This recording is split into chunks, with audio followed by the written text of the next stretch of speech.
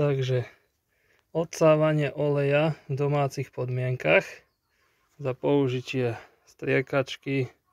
Toto je asi 0,6 deci má tá striekačka.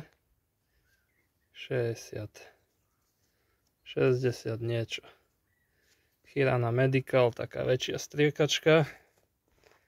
No a ja som to robil tak, že zobral som dve hadičky, som spojil takúto silikónovú o takúto menší priemer, ktorý sa akurát vojde tuto sa dá natlačiť tak tesne do tohoto plastu na kontrolku oleja.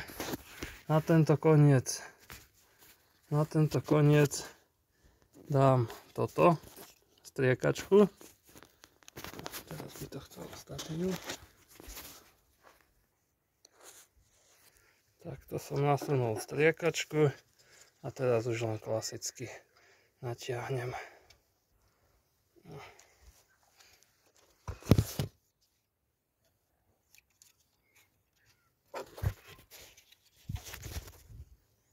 Olej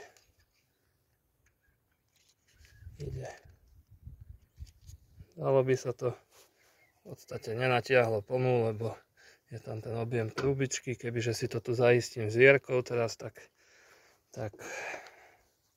natiahnem v ďalšom kole celú.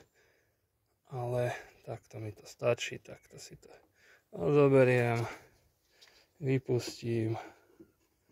Odsávam olej, preto lebo som nechtiac nalial viac. Auto neprešlo emisnou, tesne. Možno aj za to, že som tam nalial viac oleja. Nechtiac, ale idem tam pridať takú zatesňovaciu prísadu pre istotu do oleja, takže potrebujem tam mať jednoducho priestor 2 deci pre zatesňovaciu prísadu. Môžem ukázať. Takúto zatesňovaciu prísadu idem naliať do oleja 2 deci. Má to 3 deci na 5 litrov oleja, píšu. Malo by to vytvoriť nejaký film na kovových častiach, keby boli napríklad nejaké vodítka ventilov, sedlá ventilov netesné, alebo ja neviem čo, vložky, tak to nejakým spôsobom zatesní. Ale toto je dôležité, že ako odsať olej. Nechcel som odpúšťať, lebo olej tam má fakt, že 200 km najazdený.